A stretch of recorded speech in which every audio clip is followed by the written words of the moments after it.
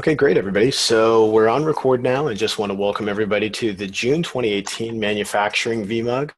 And this is on email deliverability today.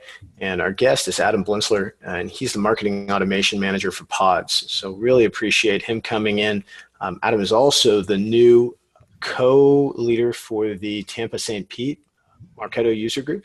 So lots of great things happening within the community. We're going to get into a little bit of that, and also want to talk to you guys about just some of the rules for our virtual mug. It's a little bit different than a regular mug, obviously, with the communication differences and whatnot. Do a quick roll call. I've got some Marketo news and some upcoming events to share with you. And then a presentation that is supposed to be email deliverability, so apologize for that. And then our next meeting, and just kind of announce the timeline on that. So the very first thing, just to talk a little bit about values here, is as part of our discussion, you'll notice that all of you are not on mute for this. It's not like a webinar, it's an open forum. So the idea is that Adam will be guiding us through email deliverability, but you're all welcome to be able to chip in and share about your experiences and your knowledge. And each of us comes to the table with something to be able to learn and something to be able to share. So there's things that we know and we don't know. And this is a safe place. So it's really important that we all come to this with the understanding that there are things that we don't know and that we're willing to kind of accept that. So I work as a consultant, and I'm willing to understand and admit that, there's things that I also want to be able to grow and be stronger in, and that makes me a better consultant. But that understanding, that humility also gives me the ability to be a better student as well too. It's a collaborative environment, so we definitely want you all to be able to interact and engage. And I'm hoping and expecting a very busy question and answer period of time. And those answers can come from Adam, they can come from myself, but they can also come from everybody else that's on this call too. I thoroughly hope and expect that you do that and participate. And note that it's not a sales atmosphere. There's nothing wrong with sales. It's just that there's a time and a place for that, and we want the time to be spent on learning for this session. And there's also breakout rooms that are available afterwards. So if you do want to reach out to people, you're more than welcome to do that, and I'm happy to set that up for you. It's a fun, enjoyable session. So I really love marketing automation and digital marketing as a whole, and I consider myself part tech geek, part marketing whiz, and also part business development person. So I'm really enjoying that part of it. And I want you to do as well too. And also just, in addition to being a fun environment, we also want to make sure that we keep it professional so that we're all able to learn and take something away from the end of this session. So that's really important as well too. So let's talk about upcoming events. I just have two that I've seen on the go right now, and I just wanted to mention them just based on some of the people that I had seen register for the event. And a lot of these will be recorded and online as well too, depending on the virtual mug leader. So the first one that I saw was on June the 27th, so next week, the Santa Barbara, California mug is going to be doing an event, which I really like the title of this. Am I normalizing? Compare your data hygiene practices to the normalization and enrichment masters. And so Sydney Mulligan, who's a Marketo certified systems administrator, is going to be running that discussion. And so really interesting to kind of see what's going to come out of that one. I'd love to be a fly on the wall in that one. So if any of you are in Southern California and want to be able to attend that, let me know and I can give you a link to that, or you can look it up in the community. And then the other one is the gentleman who's going to be speaking with us today, and that is the Tampa, Florida mug, which is just on the upswing. And that's going to be on velocity scripting and segmentation. And Adam and I had a really great chat over at Summit about what he had done in that area, and I'm really impressed by that. So I really I wanted to do it this session, but I think this is a better topic for us in the manufacturing space. But I'm sure that this won't be the last time that we have Adam here, and the last time that we see him in the community. So now I want to kind of talk a little bit less and listen a little bit more, and I'd like to do a bit of a roll call right now and just have all of you quickly kind of go through and give me your name and your job title, what company you work for, and the location you're at. And just to keep things really brief for the amount of people that are on here, just tell us about your favorite summer vacation spot that you're looking to go to this summer. And so I will start with Emily. Hello, I'm Emily Hesley. I'm the Digital Programs Manager at Edmund Optics, which is located in New Jersey, just outside of Philadelphia. And it's kind of a lame vacation spot, but I'm going to Raleigh to visit my niece this summer, so I'm pretty excited about it. Okay, you'll be neighbors with me. Pop by, say hi. Jeff, I know you're on mute. So sure. Actually, I'm not right now. So you caught me at a good time. Jeff Krajewski, Marketo certified expert and one of the current champions, third time running. I am the marketing manager manager of marketing automation. I'm only here 3 months at AmeriCord. We do cord blood banking and tissue banking. Work for stem cells, private banking. I'm based in New York when I'm in office. However, I work, now most of the time I have a sweet deal where I work from my home office because I'm about 2.5 hours outside of New York City. But I'm here, at least once, probably twice a week. Favorite summer vacation spot is anywhere on the water. But I used to have a wonderful cabin that my in-laws owned until I sold it up in Vermont on Maidstone Lake, and it was very peaceful and just relaxing. That sounds great. It's just like you look back, that's all you say. Michelle Dadson. Hey, Michelle Dadson. Sorry, so loud. Relationship marketing lead with UPS. Located in Atlanta, and favorite summer vacation spot would be the beach. Excellent, thank you. Did we say Erica? Erica, have you gone yet?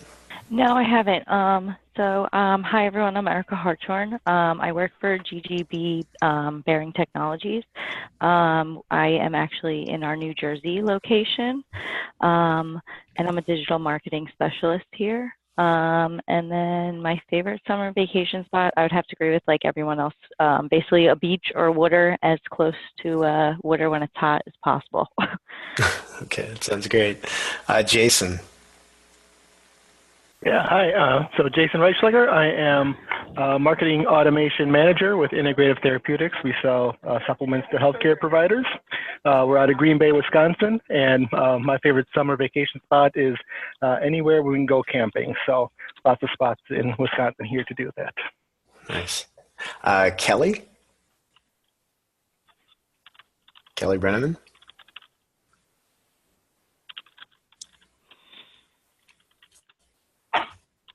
Okay, let's skip that for a second. Kevin, do you want to chime in? Sure. This is Kevin. I'm a Marketing Operations Manager at DaVita, located in Denver, Colorado. And I actually just wrapped up a trip to Napa out in California. So that was kind of my summer vacation, and I had a great time out there. So excited to be here. Great. Thanks for coming. Alan.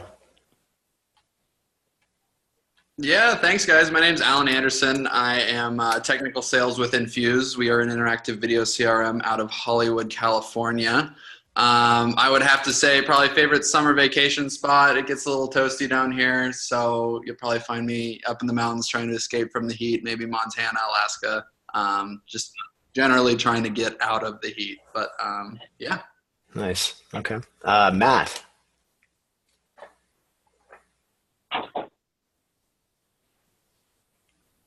Matt, let's go to Gwen for a second. Oh, sorry. My name is Matt. I'm with Method Savvy in Durham, North Carolina. Coordinator of marketing automation, and my family's got a house on the Jersey Shore that I love to go to when I get the chance. Nice. Okay. Thanks. Gwen? Hi, I'm Gwen Berry. I'm also at Method Savvy. We're in Durham, North Carolina, full service agency. I head up the marketing automation department here. And my favorite vacation spot, Not really too specific about it, but I do like to go hiking. So there's some nice hiking. I'm all set. Nice. Okay. Kelly Chard. Oh, I don't think. Okay, I don't see that you're on the actual audio. Can you hear us, Kelly?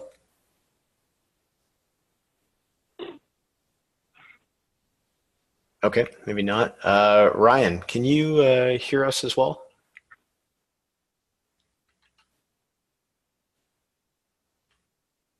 Okay. I think there's still a little bit of audio with those folks, so no problem there. Let's just keep going.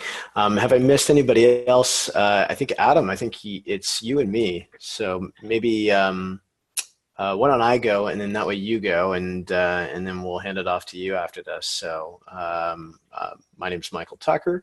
I'm a marketing automation consultant and an owner of a sole proprietorship called The Conversion Store. And I'm located in Charlotte, North Carolina, just recently. And so my favorite vacation spot, I really liked Myrtle Beach. And now that I live close enough to it, I'm going to make sure that I spend some serious time out there this summer. And Adam, I'll hand it over to you and then give you an Awesome, yeah, I'm Adam Blinzler, Marketing Automations Manager here at Pods. We're located in Clearwater, Florida, and I moved to the beach from the Midwest because it is my favorite summer vacation spot. So nice. Okay. That is me.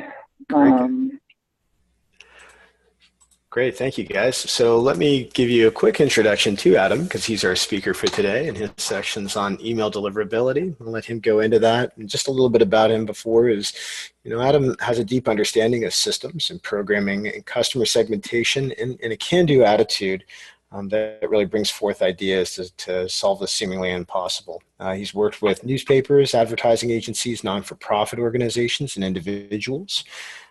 He is currently the marketing automation manager for Pods and brings a number of different expertise and different types of media in both B2B and B2C organizations. So I'm going to turn off the screen share now and hand it over to Adam.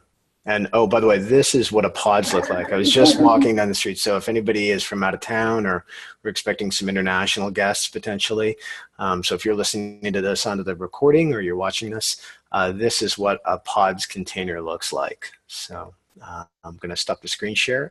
And Adam, you should be able to start with the green button at the bottom and you're all set. All right, perfect.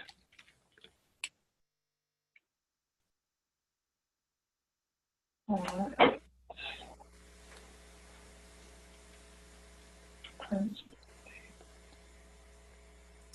Hold on here, sorry. Sure. There we go. Okay, so obviously the whole point of this is cracking into the inbox and getting that inbox deliverability going on. So first thing I want to sort of go over some terminology. You have inbox placement and you have deliverability rates. A lot of people sort of think these things are similar, but they're really not. So we'll get into that. We'll also cover how to suppress with best practices and clean your lists up to increase your inbox placement. And then lastly, we'll go into Gmail in the promotions tab and just cover sort of tabs in Gmail specific topics at the end here. So moving on, like I said, deliverability does not equal inbox placement. This is a key point. I'll show a slide here in a little bit about it, but your deliverability can be in the 90s and your inbox placement can be in the 60s. There's really no correlation.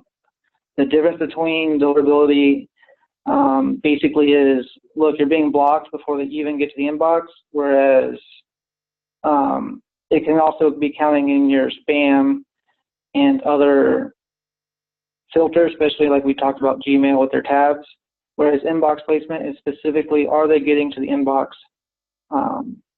And that's what you're looking for. The key things to think about too is, am I generating opens? Am I generating clicks? Those are considered your engagement. Certain platforms will give you an engagement score. Basically, that's what it's based off of. There's another metric called readability. It's not used as often. Gmail uses it, but basically it's if your email has been open for 7 seconds, they consider your email as being read as opposed to just being clicked on. And all those things can increase your engagement. The higher engagement you have, the less likely you are to get into a spam folder. And then lastly, and this one I think is huge, it's been changing over the last 5 years, but unsubscribes cannot be a dirty word like complaints are. There's a huge difference between unsubscribes in the sense that someone is saying, hey, I don't want your content anymore, and a complaint is going to hurt you everywhere, not just with that one person, but across being able to deliver your message to people who do want to receive it as well. So we'll get into more of these topics as we keep going on, but I definitely want to sort of start off with here's some of the key factors that play into your inbox placement. So as I mentioned, here's a slide. This is actually, so here at Pods, we were hovering right around 60% inbox placement. You can see our deliverability, which is the red line, is constantly right at like 99.9%. We started using ReturnPath to sort of give us that insight. But you can see at the bottom in the blue line how the inbox placement has affected our open rates. And it's sort of a double-edged sword, and we'll sort of talk about how to conquer that sword. But as you're going forward, inbox placement will be, like I said, it's based on that engagement. And yet, if you're getting put into spam, how are your people going to engage with you? So there's going to be we're going to cover sort of that aspect as well. Again, okay, so we'll move on here. So first off, when you're building your emails, make sure you're just following best practices. That's first and foremost. These rules have been around for eons. You can sort of bend them, but you wouldn't break them too much. First, images should not take up more than 50% of your email. And then if you're using images, make sure you're using the alt tags. That's how the email provider can basically say, hey, this image is something worthwhile. It also helps people if they can't see it. A lot of your reading software will come down and read the alt tag for them. So think about that too when you're creating your alt tag. Don't just give like a description of maybe what that image is, but maybe something of actually what that image does. So there's a call to action. Explain what that call to action is and what it's going to do. Also, I found through testing, and this goes across almost all fields and areas, less is more. This not only includes content, but also in terms of your HTML code. The longer your HTML code gets, the higher your spam score is going to go up, and we're going to cover what spam scores are here in a little bit. But you're going to want to make sure your code is very clean and not bloated. If you've ever coded an email and you're not just using the templates provided for you, you'll learn that this is not an easy task. And so I would highly look and potentially use a program that tells you, hey, am I in Gmail, or are my users more in Outlook if I'm B2B, and sort of code towards those as your main, and then do different things. So for instance, Outlook, you have to have everything inside of tables, which is sort of best practice anyways, but you have to have everything in line. Gmail is the same way, but if someone's viewing your stuff on a mobile device or on an Apple device, you can use all of your app media tags and scripting and CSS like you normally would for a website. So you just want to sort of think about those things. And then lastly, to drive up the engagement like we were talking about, don't put everything in your email. Again, you going to the back to less is more. Make sure that in your email things are gated. not necessarily that they have to give you an email or anything like that to get to it, but you want them to click a link that goes out to a landing page somewhere else. So don't put the entire article in an email. They aren't going to read it that way, and you're not going to get credit for them wanting to read it. And then I still see this all the time. Use your branded domain when you're sending out. So it should be for us at Pods, it's pods.com. And then don't use the no reply. It's still very common. I see it all the time, but it's going to increase your spam score just using the no reply at when you're sending messages. And then some other things to consider. I would definitely go into personalized content. Gets a lot more clicks and engagement than non-personalized content. So when we're talking about personalized content, also think of, so again, here at Pods, we have outbound agents for selling. We have a program to get those agents the leads as soon as possible, but all of the contacts that go to those agents are from that agent specifically. That helps get you into the inbox as well. So if I send an email from customer service at pods.com, is more likely to get put into a different tab or be missed than someone if I put an agent name at pods.com.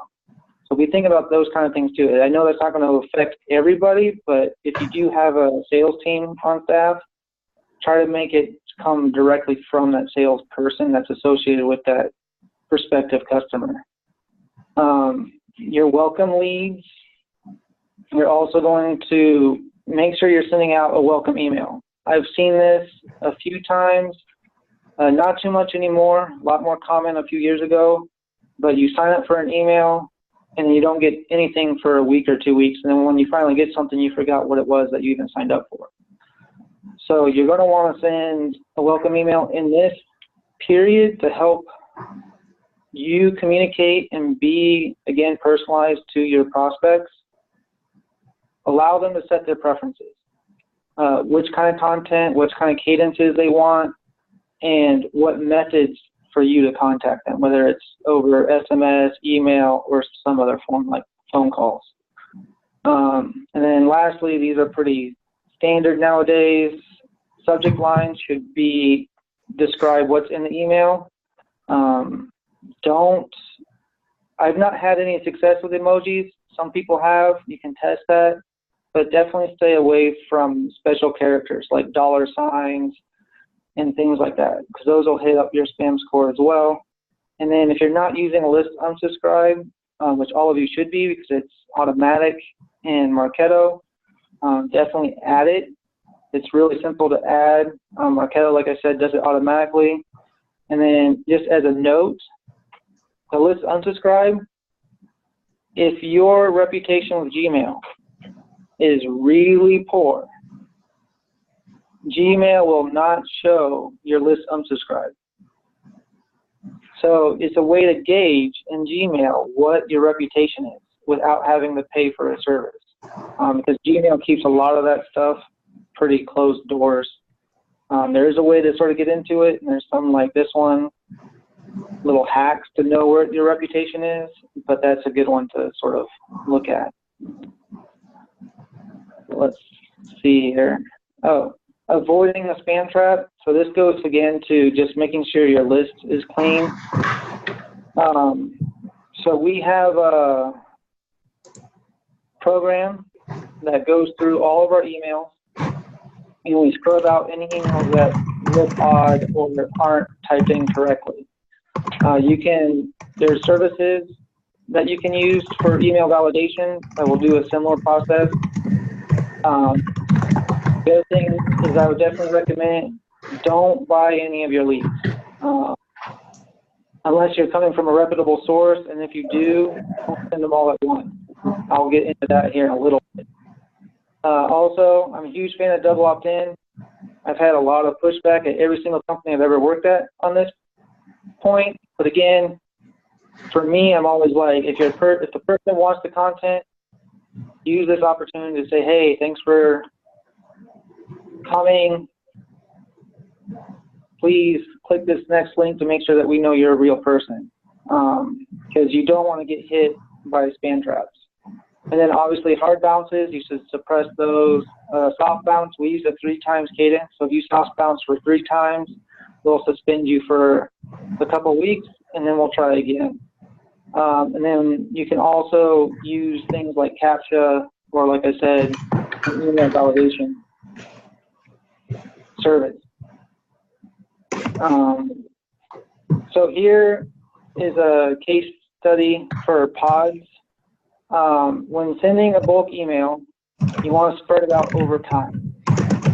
You can do this in a few different ways. It depends on the volume of your bulk sends, but if your volume is relatively low, you could do it throughout the same day and just split it up through time zones. Marketo just introduced time zones, and it works really well. The other way to do it would be spread it out over the course of that week. You could prioritize a send based on a scoring campaign, which we'll talk about here in a little bit, to send higher prospects first and then trickle it down later on. But this graph here shows basically what happened at pods. It was not my doing. I know everyone probably says that, but so these 3 emails actually weren't part of the bulk send, but we had another department send 300,000 leads all at once, all at one time, and our normal send volume is about 30,000. So you can see right here in this graph that our open rates tanked within that week period that after those were sent. And then they sort of stayed low and continued staying low, even though we were continually following best practices. We couldn't get ourselves out of the hole very well. So as we're crawling out of the what I would call a spam box, we needed to do something. And I got a lot of kickback to start suppressing leads. We were already cleaning our list. Like I said, we were doing all the best practices. The only way we were going to be able to get out of this was to suppress our sends and basically increase our engagement by lowering the send volume. So I came up with a system where we're going to suppress both on engagement and on their score so that we don't miss high quality leads who might be out of town. So we started scoring both behavioral and demographic. These aren't what our scoring matrix are based off of, but this sort of gives you an idea of some of the different scoring and what behavioral scoring is and what demographic scoring is. The easiest way to think about it is behavioral scoring is things that your lead is going to do, and demographic scoring are things that your lead is, or difficult to change. And then as you're creating your scoring campaign, I took a screenshot of one that we have. So this one is a scoring for our demographic score. And Marketo, you can see that this is based on the container rental months. It will give you a score plus or minus based on your time frame. So as you're doing this, we have a field called demographic score, and then you have to add that score to the lead score as well. So you'll have 2 data change values for each, for the demographic score and the lead score, along with behavioral score. So now that we have all the scoring put in there, we also know the engagement. That's easy. What do we do with it? So we started suppressing emails. We suppressed emails based on an engagement ratio. We didn't say, hey, you didn't open 1 email, so we're all of a sudden going to suppress you. We wanted to see, hey, if you don't open a few emails, ours is 2 emails, we're going to not give you the 3rd email if your score is a lower score. So that's sort of how we did it here. The other things that we started doing a lot more of is now that we're suppressing you, we started doing re-engagement campaigns, and then eventually just removing a lead from the database. One thing that's really good with Marketo that I haven't seen on any other platform is their durable unsubscribe ability. where even if I delete a lead and they unsubscribed, Marketo realizes that. So if I accidentally ever add them back on, or they become back onto my database, I will never accidentally send them an email again since they've already unsubscribed. When you're looking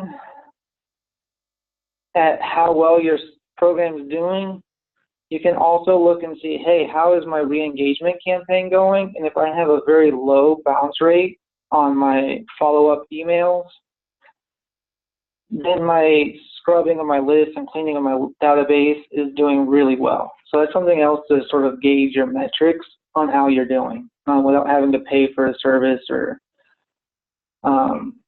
have someone else be like, hey, this is what basically email validation going on. So we sort of went through things pretty quick. As we're going through Gmail here, I want to cover, so Gmail has 5 tabs that are their primary tabs. A user can add more tabs to Gmail, but it's not very common. And then I found some stats here from ReturnPath. 33% have actually disabled tabs altogether. They don't even use them. And then of those 66 that still use the tabs, almost half of those at 45% check those the promotions tab every day. And then ReturnPath has a quote in their documentation I have linked here at the bottom. Many Gmail users prefer having their message categorized in those buckets. So, and then it's also important to realize that even the promotions tab, along with the social and the primary and the updates and the forums, all have their own inbox and their own spam folders. So even though you might be hitting the inbox in Gmail, you want to know what folder of that Gmail you're getting into. Because the inboxes obviously aren't all the same. Ideally, we all would be in primary, but most of us, if we're doing a sales campaign of some sort, are going to be in promotions. And as I move forward, I'm going to tell you right now, don't try to game the system on Gmail. The reason being is if too many of us start gaming the system, they're going to change the rules. And right now, the rules aren't that unfavorable to a marketer. The best way to get the primary inbox is to basically use your own prospects and let them put you in that primary inbox. You don't want to try to game the system and then Gmail say, oop, you're out. So those are things to think about. Also, the Gmail classifications, these are things that I've sort of tested. I haven't really found any documentation on all these, but the subject lines are important to what tab you get put into. If your subject line is very salesy in nature, or your content is very salesy, you're going to immediately put in the promotions tab. The same thing if your subject line is like, hey, please fill out this survey, you're going to be put into the forums tab almost immediately. And there's no way to crawl out of it. The same thing with content, but to a lesser extent. The main way to get into the primary tab is the user engagement level that we had talked about. So making sure that people are clicking your email, opening your email, and then Gmail actually also does the 7-second rule on if your email is being read for 7 seconds, they'll increase that a little bit towards your engagement. So those are things to think about when you're trying to get out of a tab that you don't think you belong in. So, and that's all from Gmail actually. And then as I'm ending here, you've got Gmail updates. These are things that ReturnPath actually just released, I want to say last month, that Gmail is doing or testing. You might have seen some of these. So right now on your mobile app, if you have an Android and you're using Gmail, you'll see either like a top picks or a top deals section where they will put emails that are older into the top of the promotions tab. From what I've seen, it seems like those are just based on engagement levels of those emails. Some of them have coupons associated with them, but I've had a couple privacy policy changes with GDPR coming up that were in that section that obviously aren't a top deal of any kind. The other is on your desktop using Gmail. They've now added a snooze button. From my experience, I've typically always said email lives about 3 days, at most a week, but this snooze button can have someone come back and it will put the email back at the top and it will actually flag them, and the email will be a different color in the subject line in the preview pane. So that's something else too that might allow emails to live a little bit longer than what they have in the past. I've not yet tested this one, but they're to basically keep marketers in the promotions tab. It seems that Gmail is adding the ability to add pictures to the preview pane. I haven't used it. It looks pretty amazing to me, but and it only looks like it'll work if you're in that top deal or top picks section. From what little I've been able to see on this. Another one that's a huge thing that you're going to want to check and just test, especially if you're using public domains or a public IP address. Gmail has started putting a huge red flag at the top of every single email that either is sent from a public domain or has a poor IP score. If you haven't seen it, send something from just Marketo's regular domain name and you'll see it. So, and it's not that Marketo's got a bad reputation, it's just that it's a public domain. But it basically is just a huge warning that says this might be spam and unwanted content. So be on the lookout for that. And then Gmail has also started, so if you're deleting a lot of your emails from one source, Gmail will ask you, as does Yahoo now, to basically say, hey, is this something that you are even interested in? Would you like to unsubscribe? It's not going to hurt us in terms, it's not like a complaint, it's an unsubscribe, but it is going to remove people from our data list and being able to send to them. So just be aware that that is out there as well. And then as I want to finish up here on going deeper, we talked about center score. So basically a center score is all 100% based on your IP address. And you can check this. We use ReturnPath, like I said, at Pods to help us monitor it. But ReturnPath has this document, and I have a link to it at the bottom. But on the graph to the right, you can see that how important your center score is based on getting into the inbox. So if your center score is really poor, you're only hitting basically anywhere between 25% and below. Whereas if you have a high center score of 90 or above, you're getting into 75% or above, basically inbox placement rates. Yahoo is, or not Yahoo, sorry, AOL is really the only outlier in that they don't drop you quite as far for a bad score as all the other ones do. The ways you can get a bad score is your complaint rates. That's number one. Those are people who are saying, hey, this is spam, rather than unsubscribing. And then also, if you have an unknown or a sender rejected email, that's going to cause you issues as well.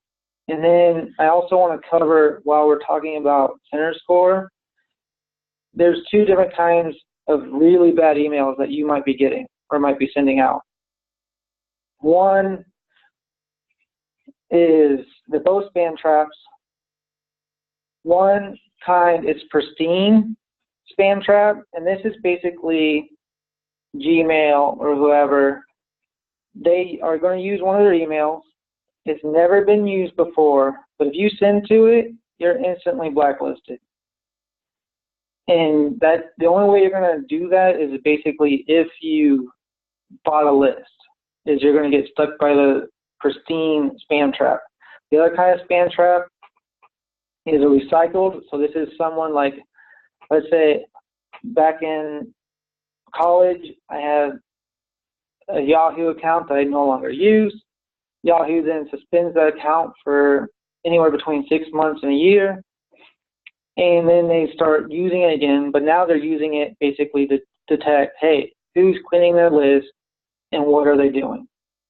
And the way you can get around that really easily is just make sure that you are scrubbing your list every 6 months to a year and removing people who aren't being engaged and aren't active and aren't being a part of your win-back or re-engagement campaigns.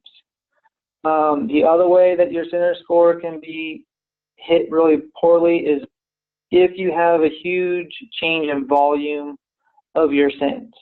So as I mentioned, we send out about 30,000 on a day, and then all of a sudden we sent out 300,000 in that graph earlier. You could see that killed our sender reputation. And then lastly, it does go to your deliverability rates.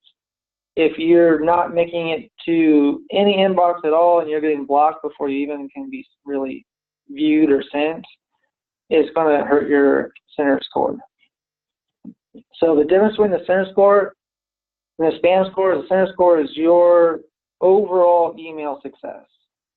The spam score will be more tailored towards each individual email, and that one's based more on your image and versus your copy, that 50% rule that we talked about earlier. And then you have HTML versus text. This one's not going to hurt you as bad anymore as it did 5 years ago. But again, just try to keep your HTML to a minimum. Again, say symbols out of subject lines, and then make sure all your links work properly. Those are the sort of things that will affect your spam score. Spam score doesn't seem to be as important as it once was, but it's still something to think about as you're building out your emails and creating emails. So we've got about 15 minutes left.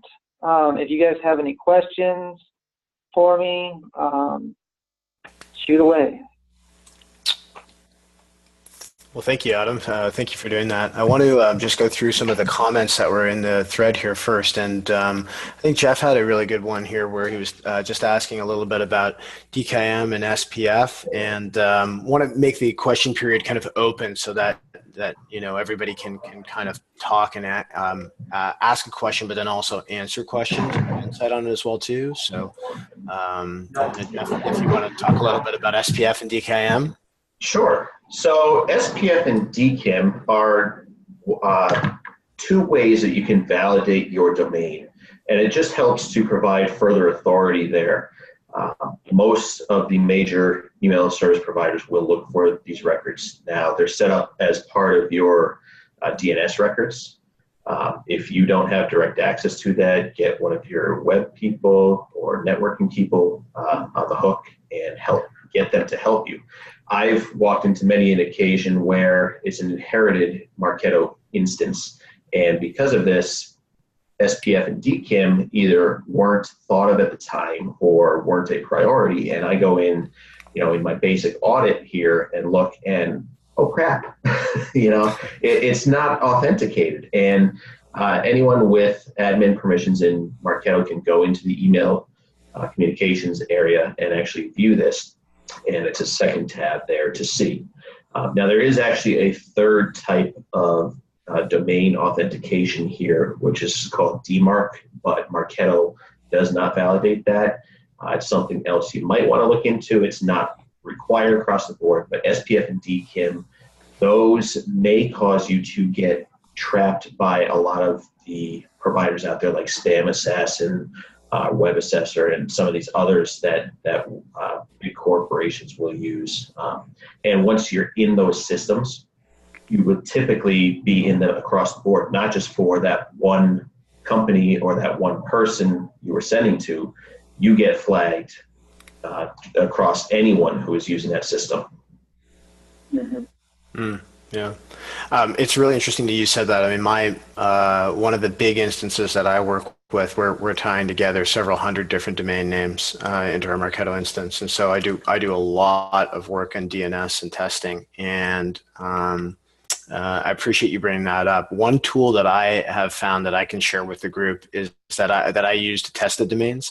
You can do this through your command line, obviously, too. But if you are more comfortable staying in a GUI environment, mxtoolbox.com is kind of what I use a lot when I go to test different domain names to kind of see, is my SPF set on the domain name, is my DKM set up. You can do a DMARC check, and then kind of checking that your things like your MX records are pointing to the correct email server locally too. So I'm glad you brought that up a lot. That's really, really important.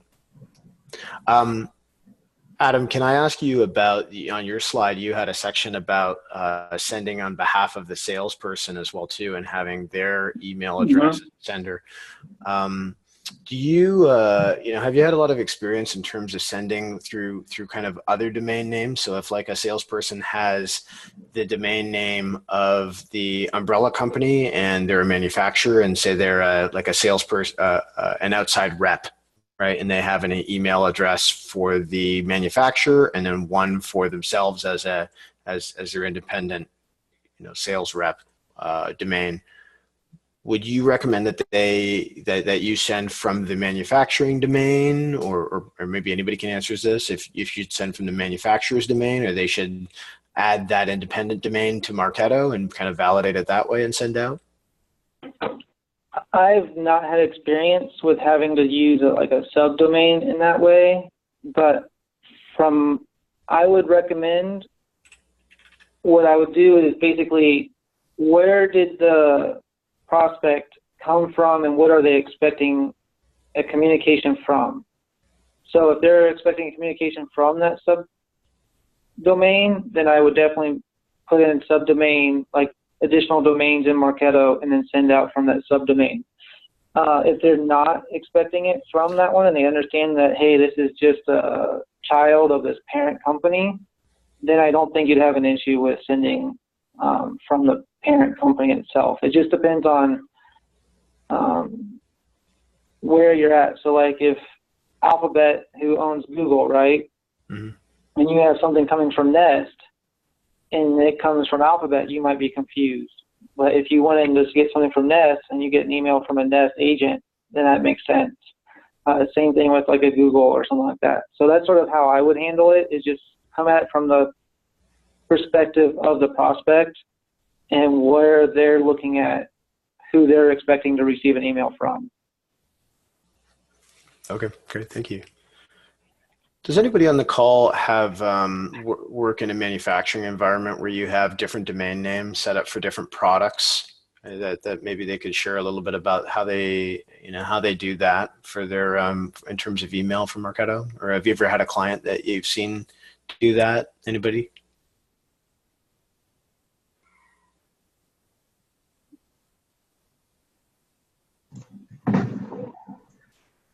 I can just say, Michael, I've been on the other end where it's typically a parent company that's acquiring others. And so we're pulling in others' domain names or moving them onto the Marketo system from a MailChimp or other providers out there. So a lot of it is not necessarily having the umbrella and then the subdomain, or the not subdomains, but other underlying domains that we would be sending from. It's kind of the reverse.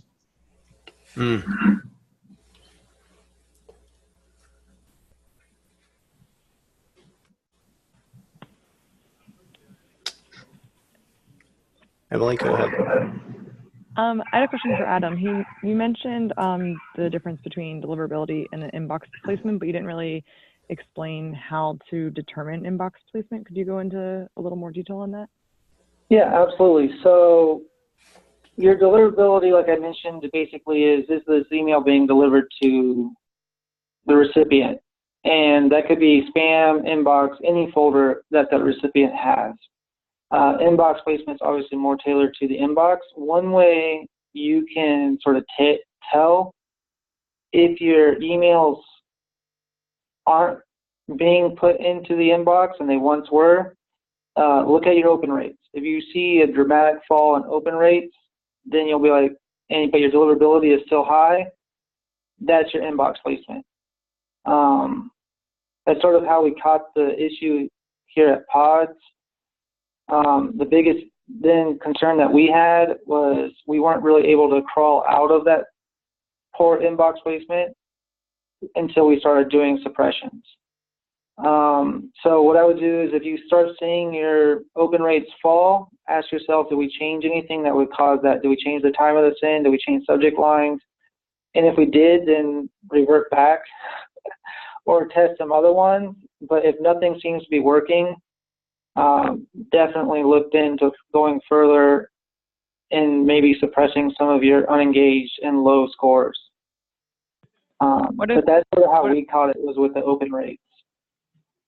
Okay, what if we're just starting out, so we don't really have any initial data to compare it to?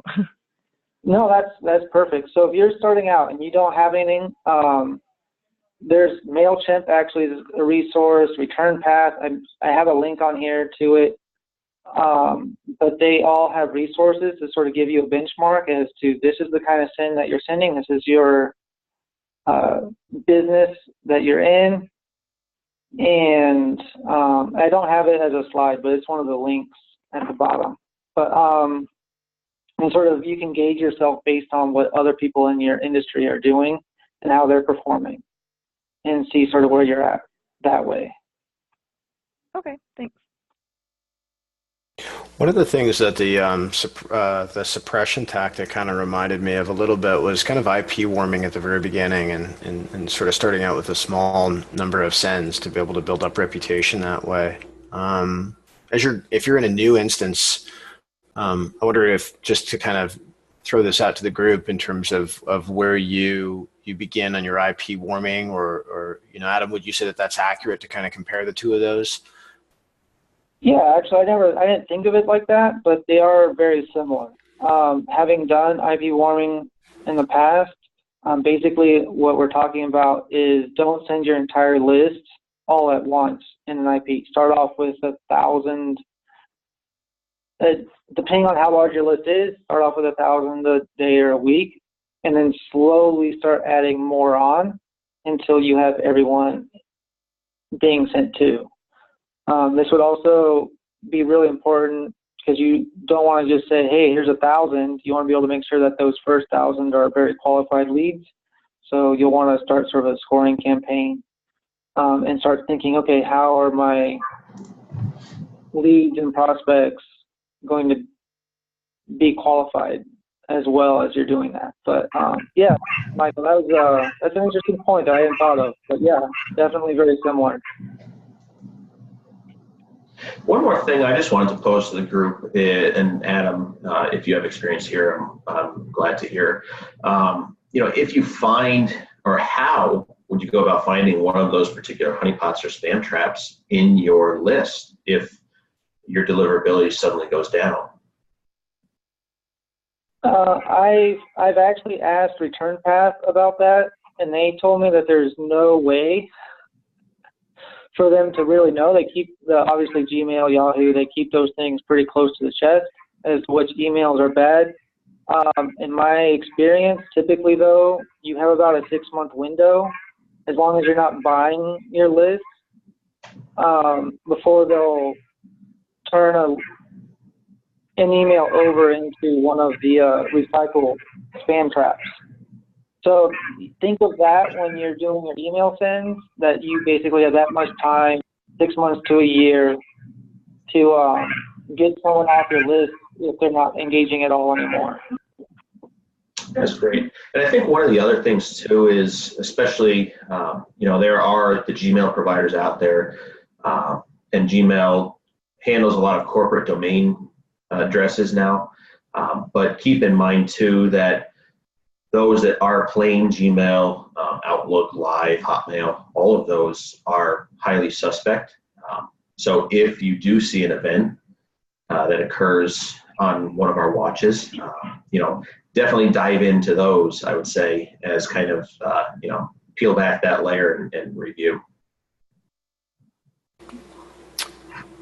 It's something that we are looking at now. One of my clients has asked me to look into a platform called Kickbox.io, and they have a webhook for Marketo. And they also have a JavaScript implementation that allows you to be able to verify that an email is actually valid and functioning. So when a form fill gets done, if it's off of a Marketo embedded form or what have you, then you're able to go in and actually verify that that email is actually working properly before you're actually sending that out or using that in any of your lists. So I think that's kind of a different way to approach it. It might be useful to be able to keep your engagement rates up for what you're sending out. What was the name of that again? It was Kickbox.io.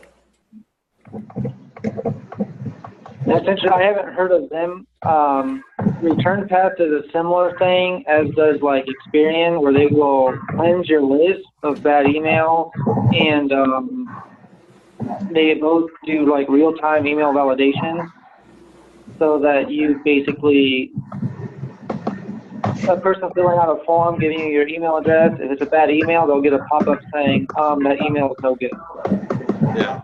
So, but I've got to get out of here, guys. I got another meeting to catch, but thank you so much for having me, and I appreciate it. If you have any further questions, feel free to just contact me in the community. So thank you very much. Yeah, thanks, guys. I'm going to just quickly close up here and say that our next meeting is scheduled for July 19th. We actually don't have a speaker for this one, so I would love to, if any of you are interested in presenting and talking about your Marketo experience, I'd be very interested in having you on board. So, looking at a couple of things here, either a manufacturing case study or an industry roundup of manufacturing area. Trade show and events are always a popular part of the marketing mix, so I'd definitely like to do that. And then also video marketing. So, feel free to just reach out to me either on community or on LinkedIn, or it's michael@conversionstore.com, and would be happy to talk to you about hosting the next event with you. And other than that, I just want to finish this off and just say, we're all here as a part of a community, so may all of you who enter leave as friends, and would love to reach out to all of you and, keep in touch. If you ever have needs or questions on your various Marketo instances, feel free to drop me a line or anybody else in the community, or better yet, post it on Marketo Nation, and we'll definitely get back to you. So we're all one big community here. So thank you all for that, and we'll let you go off to your respective meetings, and appreciate you joining. And we'll wish you guys a great day. Thank you. Thanks, guys. Thank you.